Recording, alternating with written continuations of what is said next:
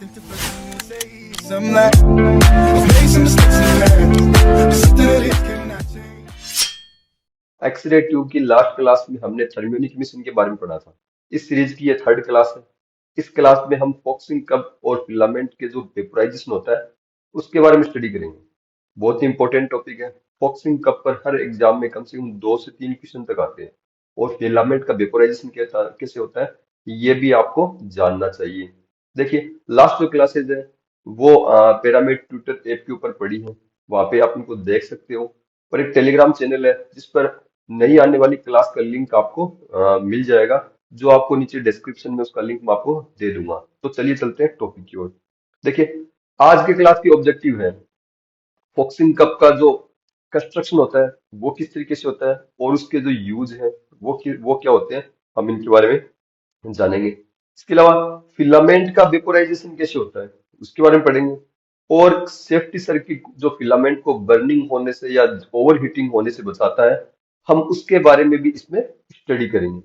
तो चलिए चलते आगे टॉपिक की ओर। देखिए, सबसे पहले इस चीज को हमें जानने के लिए कि जो फॉक्सिंग कप क्या होता है उससे पहले हमें ट्यूब करंट के बारे में जानना है। देखिए किस तरह से, मैं आपको बताता हूँ। मान लीजिए ये कोई एक्सरे ट्यूब है। इस एक्सरे ट्यूब के अंदर ये टारगेट हो गया और ये फिलामेंट हो गया। इसे जैसे कि आप यहाँ पे देख सकते हो, ये इसमें यहाँ पे ये जो एनोड दिया हुआ है या टारगेट सरफेस है और ये फिलामेंट है। तो ये यहाँ पे क्या है, एनोड हो गया और ये फिलामेंट या इसको कैथोड बोल दो। इलेक्ट्रॉन इस एनोड से जो इलेक्ट्रॉन इमिट होते हैं, यहाँ पे जो हमने लास्ट क्लास में पढ़ा था थर्मोनिक मिशन में कि स्पेस चार्ज के अंदर इलेक्ट्रॉन यहाँ पर इकट्ठे हो जाते हैं। तो उन इलेक्ट्रॉन्स को, जो स्पेस चार्ज में इलेक्ट्रॉन्स जो इकट्ठे हो जाते हैं, उन इलेक्ट्रॉन्स को कैथोड की ओर अट्रैक्ट करने के लिए यहाँ पे हम जो हाई वोल्टेज अप्लाई करते हैं, जो यहाँ पे हाई वोल्टेज अप्लाई करते हैं, जिससे जो एनोड है वो पॉजिटिव पोटेंशियल पर आ जाता है और कैथोड है वो नेगेटिव पोटेंशियल पर आ जाता है। इस तरह से क्या होता है, ये इलेक्ट्रॉन इस तरह से क्या करेंगे, सारे मूव करेंगे एनोड की ओर और इस पर बॉम्बार्डिंग करते हैं, जिससे क्या होता है, एक्सरेज इमिट होती है। तो ट्यूब करंट क्या होता है, वो करंट जो ट्यूब के अक्रॉस हो, आर पार जाए, ट्यूब मतलब ट्यूब के अंदर बहे, उसे ट्यूब करंट कहेंगे।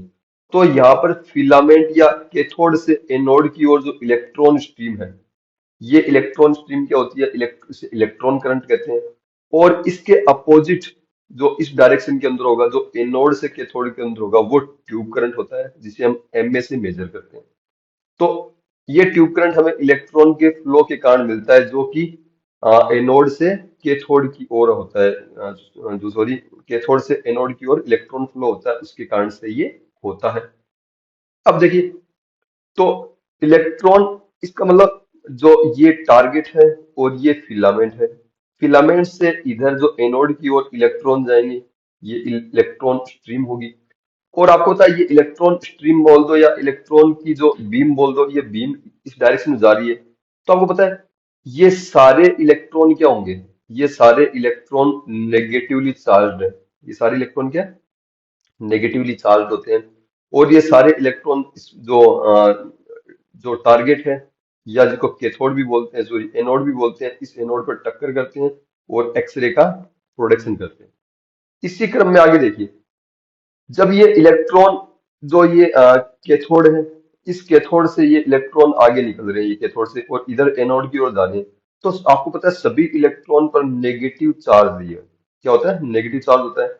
तो ये गति करेंगे, गति करते हुए क्या होंगे, एक दूसरे से क्या होंगे, इन पर प्रतिकर्षण बल लगेगा, यानी आगे जाएंगे वैसे वैसे ये क्या होंगे, स्प्रेड होते जाएंगे, फैलते जाएंगे। यानी ये इलेक्ट्रॉन, इसको सीधा जाना चाहिए था, इसको सीधा जाना चाहिए, लेकिन ये इधर जाएंगे। यानी ओवरऑल आपकी जो इलेक्ट्रॉन बीम है या इलेक्ट्रॉन स्ट्रीम है, ये क्या होगी, आपकी फैलती जाएगी। ये एक आगे बढ़ेगी, वैसे क्या होगी, ये फैलती जाएगी।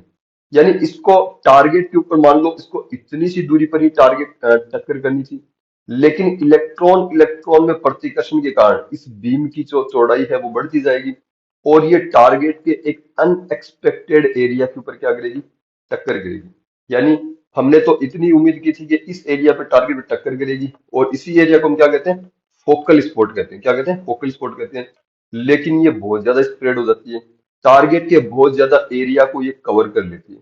बहुत ज्यादा एरिया को क्या करेगी, उस पर ही आकर गिरेगी, और कई बार तो इतनी फैल जाती है कि टारगेट के भी बाहर निकल जाएगी।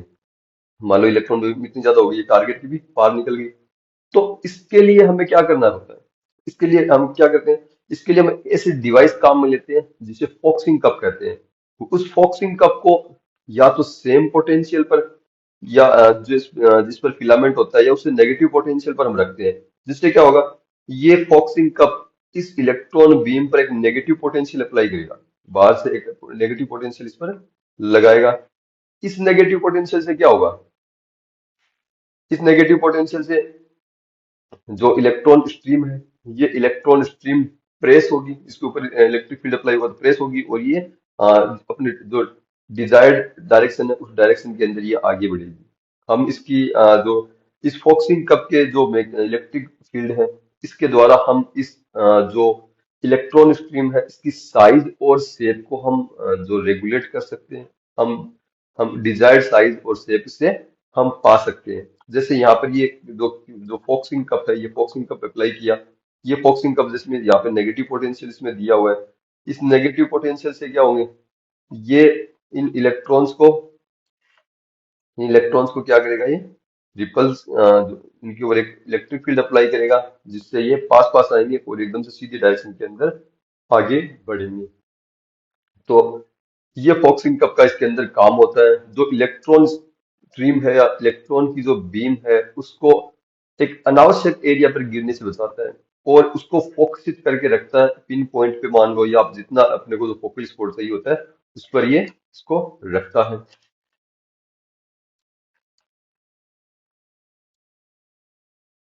इसके बाद देखिए फोक्सिंग कप, ये क्या होता है, फोक्सिंग कप जो डिवाइस है आपको जैसे डायग्राम में दिख रहा होगा, ये सामान्यतः इसको ये निकल की बनी होती है। किसकी बनी होती है, निकल की बनी होती है। ये जैसे ये आपको डिवाइस इसमें दिख रही है यहाँ पे, ये फोक्सिंग कप है। इस फोक्सिंग कप के अंदर फिलामेंट लगे हुए हैं, जो फिलामेंट इस इलेक्ट्रॉन का सोर्स होते हैं, और जो लगभग ये निकल की, सामान्यतः निकल का इसको द्वारा बनाया जाता है। मॉडर्न जो एक्सल ट्यूब होती है, मॉडर्न एक्सल ट्यूब में दो फिलामेंट लगाए जाते हैं, एक छोटा फिलामेंट होता है, एक बड़ा फिलामेंट होता है। छोटा फिलामेंट होता है, ये स्मॉल फोकल स्पॉट के लिए काम में लिया जाता है। तो इसके अंदर क्या होते हैं, दो फोकल स्पॉट होते हैं। इसमें क्या होते हैं, दो फोकल स्पॉट होते हैं, जो एक दो फिलामेंट होते हैं। तो देखिए इसमें दो फिलामेंट होते हैं, एक छोटा होता है, एक बड़ा फिलामेंट होता है। छोटा फिलामेंट स्मॉल फोकल स्पॉट के लिए काम में लिया जाता है। कैसे, देखिए ये टारगेट है, इस टारगेट पर छोटे वाले फिलामेंट को अगर आप ये इसको काम में लोगे, तो इससे इलेक्ट्रॉन कम दूरी पे निकलेंगे और वो कम दूरी पर आकर गिरेंगे, यानी यहाँ पे कम एरिया पर आकर ये गिरेंगे। जो टारगेट के ऊपर कम एरिया ये एक्वायर करेंगे, जिस पर क्या होगा, इलेक्ट्रॉन बीम इस पर आकर गिरेगी। और इसकी जगह आप बड़ा फोकल स्पॉट काम में लोगे, तो इससे ज्यादा इलेक्ट्रॉन निकलेंगे और ये टारगेट पर ज्यादा जगह को घेरेंगे, यानी फोकल स्पॉट होगा वो यहाँ पर ज्यादा बड़ा फोकल स्पॉट होगा। तो इस तरह से दो फोकल स्पॉट इसके अंदर काम में लिए जाते हैं मॉडर्न एक्सल ट्यूब के अंदर। छोटा एक ये हो गया large focal spot. Large focal spot में जो एक्सरेज निकलती है वो बहुत ज्यादा पास पास में निकलती है, यानी आपको फाइन डिटेल अगर आपको लेनी है, ज्यादा डिटेल इमेज से लेनी है, तो हम स्मॉल फोकल स्पॉट को काम में लेते हैं। और आपको सिर्फ जनरल रेडियोग्राफी करनी है, जैसे एक्सट्रीमिटीज की अगर रेडियोग्राफी करनी है, उसमें आपको ज्यादा डिटेल से मतलब नहीं होता, तो वहां पर आप लार्ज फोकल स्पॉट काम में लेते हो। इन फोकल स्पॉट का जो आपकी जो एक्सरे ट्यूब है, उसके अंदर जो फोक्सिंग कप है, उस फोक्सिंग कप में दो तरह से इनका अरेंजमेंट हो सकता है। किस तरह से, साइड बाई साइड। जैसे आप ये अरेंजमेंट जो देख रहे हो, ये साइड बाई साइड अरेंजमेंट है, यानी इसके एक साइड में एक फोकल स्पॉट है और दूसरी साइड में दूसरा फोकल स्पॉट है। इसे साइड बाई साइड अरेंजमेंट भी कहते हैं। दूसरा अरेंजमेंट इसमें जो होता है उसे कहते हैं one above the other arrangement. कैसे, इसमें फोकल स्पॉट में इस तरह से एक फोक्सिंग कप होता है। इस फोक्सिंग कप के अंदर पहला एक फिलामेंट ऊपर होता है और दूसरा फिलामेंट क्या होता है, इसके नीचे होता है। इसे कहते हैं one above the other arrangement, एक के ऊपर एक अरेंजमेंट कहते हैं। और एक चीज, जैसे आप नीचे डायग्राम में देख रहे हो, आप इसके अंदर कि आपको अगर एक एक्सपोजर लेना है तो उस समय एक ही फोकल स्पॉट चालू होता है। मतलब आप एक एक्सपोजर के दौरान सिर्फ एक ही फिलामेंट है वो काम में लिया जाता है, एक ही फिलामेंट उसको ऑन किया जाता है, दूसरा फिलामेंट बंद रहता है। मान लो इसके लिए इसके अंदर जो ऑप्शन दिए होते हैं मशीन के ऊपर कि आपको कौन सा जो फोकल स्पॉट चाहिए होता है, जो जो लगभग मिली एम्पियर से कनेक्टेड होते हैं, जिसको टेक्निक भी कहते हैं, जैसे 100 mA, 200 mA, 300 mA। तो जैसे 200 mA तक स्मॉल फोकल स्पॉट पर, उसके ऊपर लार्ज फोकल स्पॉट पर, इस तरीके से। तो एक एक्सपोजर के लिए सिर्फ एक ही फिलामेंट से एक्सपोजर एक बार में लिया जाता है, दोनों एक साथ ऑन नहीं होते हैं। अगर आपका छोटे वाला जो फिलामेंट है ये ऑन है तो बड़े वाला फिलामेंट ऑफ हो जाएगा, और बड़े वाला फिलामेंट ऑन है तो छोटे वाला फिलामेंट क्या हो जाएगा, ऑफ हो जाएगा। हनी व्यास जी, आपका ऑडियो चालू है, बंद कर लीजिए ऑडियो ना। चलिए तो चलते आगे।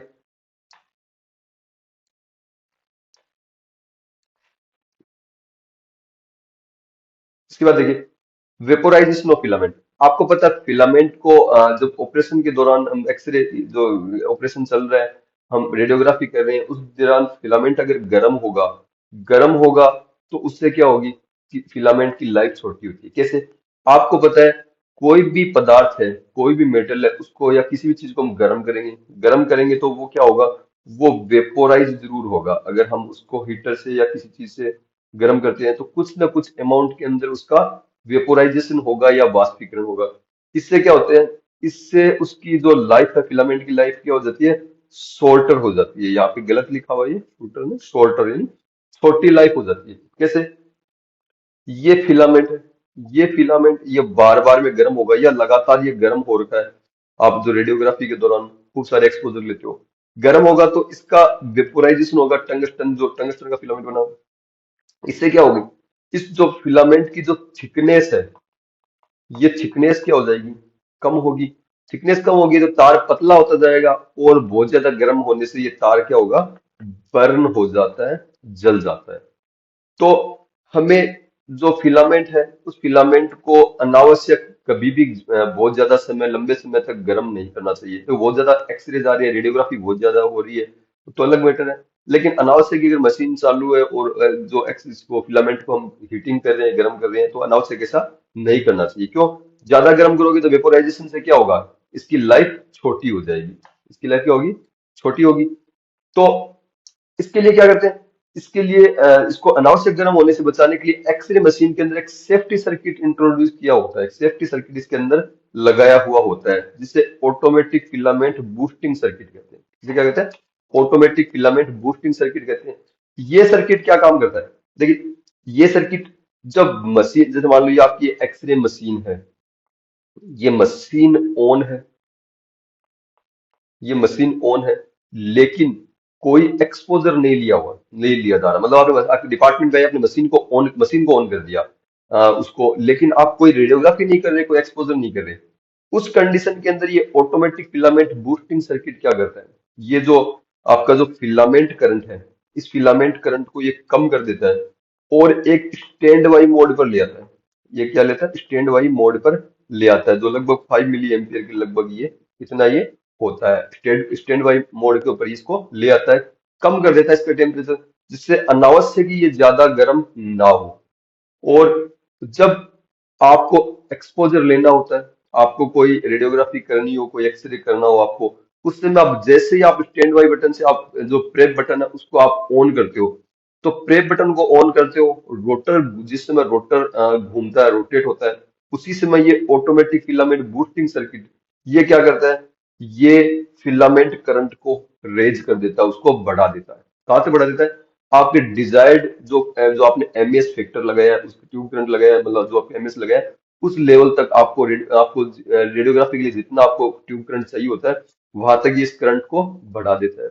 और एक्सपोजर जैसे टर्मिनेट होता है, आपका एक्सपोजर कंप्लीट हो जाता है, आपने जो एक्सरे स्विच है, डेडमैन स्विच है, उससे जैसे ही आपने अपना हाथ हटाया है, हटाते ही ये क्या करेगा, एक्सपोजर कंप्लीट होते ही ये जो ट्यूब करंट के मान को वापस क्या करेगा, उसी लेवल पे ले आता है, एक लोअर लेवल पे ले आता है जो स्टैंड बाई मोड पे जो था पहले, उसी लेवल के ऊपर ये क्या करता है, उसके जो टेम्परेचर को ले आता है। यानी ये टेम्परेचर जो यानी ये जो सर्किट है ऑटोमेटिक फिलामेंट बूस्टिंग सर्किट, ये सर्किट आपके एक्सरे ट्यूब की जो फिलामेंट है उसको अनावश्यक बहुत ज्यादा देर तक गर्म होने से ये क्या करता है, बचाता है। इसके अलावा फिर भी कुछ ना कुछ अमाउंट के अंदर जो एक्सरे आप जो इस रेडियोग्राफी करोगे, तो थोड़ी देर के लिए अगर एक्सरे मशीन चालू है, फिलामेंट थोड़ी देर के लिए गर्म है बहुत ज्यादा टेम्परेचर तक, तो भी क्या होगा, कुछ ना कुछ अमाउंट के अंदर जो टंगस्टन है वो इसके क्या होगा, वेपोराइज होगा। और आपने जो स्टैंड बाई जो जब मशीन स्टैंड बाई मोड पर है उस समय जो फिलामेंट जो करंट है वो कम है, उस समय भी कुछ ना कुछ अमाउंट के अंदर तो वेपोराइज होगा ही। वेपोराइजेशन हर टेम्परेचर पर होता है, उस समय कम वेपोराइजेशन होगा। उस कंडीशन के अंदर क्या होता है, उस कंडीशन के अंदर जो टंगस्टन जो एक्सरे ट्यूब है, इस एक्सरे ट्यूब के अंदर जो फिलामेंट वेपोराइज होगा, ये फिलामेंट जो आपकी एक्सरे ट्यूब की जो ग्लास एनवेलोप है इसके अंदर एक बहुत ही पतली बारीक लेयर के रूप में जमा हो जाएगा। इवन इसी का ही नहीं, ये जो एनक्लोजर है, जैसे आपका जो टंगस्टन टारगेट है, इस टारगेट के ऊपर भी आके जो एक्वायर जमा हो जाएगा, एक्यूमुलेट हो जाएगा, यहाँ पर भी आके जमा हो जाएगा। तो इस कंडीशन में क्या होता है, ये एक बहुत ही पतली लेयर, एक्सट्रीमली थिन लेयर क्या करता है, ग्लास वॉल और एनवेलोप के ऊपर बना लेता है। और ये जैसे आपने जो एक्सरे ट्यूब, अगर आप एकदम नई एक्सरे ट्यूब देखोगे तो उसका कलर क्या होता है, एकदम से ट्रांसपेरेंट होता है। जो पायरेक्स ग्लास है उसका कलर क्या होता है, एकदम से पारदर्शक या ट्रांसपेरेंट होता है, जैसे आप इस एक्सरे ट्यूब में देख सकते हो। इसके किनारों पर आपको जो एक्सरे ट्यूब के जो इलेक्ट्रोड्स वगैरह आपको एकदम साफ दिख रहे हैं और ग्लास भी आपको ट्रांसपेरेंट दिख रहा है। तो नई एक्सरे इस किनारे पे भी देख सकते हो, नई एक्सरे ट्यूब की जो ग्लास वाल है वो इस कलर की होगी। लेकिन जैसे जैसे हम एक्सरे ट्यूब से एक्सपोजर लेते जाते हैं और एक्सरे ट्यूब की लाइफ बढ़ती जाती है, उससे क्या होगा, ये जो टंगस्टन लेयर है, ये टंगस्टन लेयर इसके अंदर थिक होती जाएगी, क्योंकि जितनी ज्यादा रेडियोग्राफी आप इससे करोगे उतने ज्यादा क्या होगा, जितनी इसकी लाइफ ज्यादा होगी ट्यूब की, उतने ज्यादा इसकी जो टंगस्टन का वेपोराइजेशन होगा और टंगस्टन इसकी वॉल के ऊपर एक्यूमुलेट हो जाएगा या जमा हो जाएगा। तो ये जमा जैसे जैसे जमा होगा, ये एक्सरे ट्यूब को एक कलर प्रदान करेगा। और ये कलर जैसे जैसे एक्सरे ट्यूब की लाइफ बढ़ती जाती है ये गहरा होता जाएगा, डीपर होता जाएगा। मतलब पहले हल्का होगा और फिर जैसे जैसे लाइफ ट्यूब की बढ़ेगी, आप बहुत ज्यादा इसको काम में ले चुके होगे, तो इस एक्सरे ट्यूब की जो ग्लास का कलर है क्या हो जाएगा, डार्क होता जाएगा। और बहुत ज्यादा जो एज एक्सरे ट्यूब होती है उसका कलर ब्रॉन्ज कलर के आसपास होता है, जैसे सनबर्न जैसे कलर होता है उस कलर के आसपास होता है। यानी आप इस कलर को देख के आप बता सकते हो कि ये एक्सरे ट्यूब कितनी पुरानी है। आप इसकी एज का निर्धारण कर सकते हो कि एक्सरे ट्यूब इतनी पुरानी है, ये है। तो ये जो टंगस्टन की जो कोटिंग हो गई है जो एक्सरे ट्यूब के अंदर, इस एक्सरे ट्यूब की कोटिंग, ये जो है जो टंगस्टन की एक्सट्रीमली जो थिन लेयर इस जो एक्सरे ट्यूब के अंदर बन गई है, ये एक्सरे ट्यूब के ऊपर दो प्रभाव डालती है। सबसे पहला प्रभाव क्या डालती है, ये एक्सरे जो बीम है उसको फिल्टर करती है। कैसे करती है, देखिए मैं आपको बताता हूँ। मान लीजिए ये टारगेट है और ये फिलामेंट है और ये इस ग्लास एनवलप के अंदर ये कैद है। ये एक्सरे ट्यूब, ये एनोड हो गया, ये कैथोड या फिलामेंट हो गया। ओके, इलेक्ट्रॉन यहाँ से आए, यहाँ पे गिरेंगे, यहाँ पे एक्सरेज खूब सारी निकलेगी। लेकिन जैसे जैसे ट्यूब की एजिंग होगी, ट्यूब पुरानी होती जाएगी, वैसे वैसे क्या होगा, इसकी जो इनर सरफेस के ऊपर क्या होगा, एक टंगस्टन की पतली बारीक लेयर बन जाएगी। लेकिन आपको पता है टंगस्टन का एटॉमिक वेट बहुत ज्यादा होता है, उसके कारण क्या होगा, जो एक्सरेज निकलेगी इससे बाहर, जो निकलनी चाहिए, और जो पायरेक्स ग्लास है इसका एटॉमिक जो इफेक्टिव एटॉमिक वेट है वो टंगस्टन से बहुत कम होता है। तो जो एक्सरेज निकलेगी, ये टंगस्टन लेयर क्या होगी, उसमें से जो लो एनर्जी की एक्सरेज है, जो लो एनर्जी की या लो केवीपी की एक्सरेज या लो एनर्जी की जो एक्सरे है, वो जो लो एनर्जी की एक्सरेज को ये टंगस्टन की लेयर क्या करेगी, एब्जॉर्ब कर लेगी। यानी आपकी जो एक्सरे जो आउटपुट होगा उस आउटपुट के अंदर हाई एनर्जी की एक्सरे ज्यादा होगी। यानी इस टंगस्टन की जो बारीक लेयर है इसने एक्सरे बीम को फिल्टर करना चालू कर दिया, और जो आउटपुट एक्सरेज होगी उसकी इफेक्टिव एनर्जी क्या हो जाएगी, इफेक्टिव एनर्जी बढ़ जाएगी। इफेक्टिव एनर्जी कैसे, जितनी भी एक्सरेज बीम के फोटोन निकल रहे हैं उन सबको हम ऐड करके उनका अगर औसत निकालते हैं तो उसको हम क्या करते हैं, एवरेज एनर्जी या इफेक्टिव एनर्जी।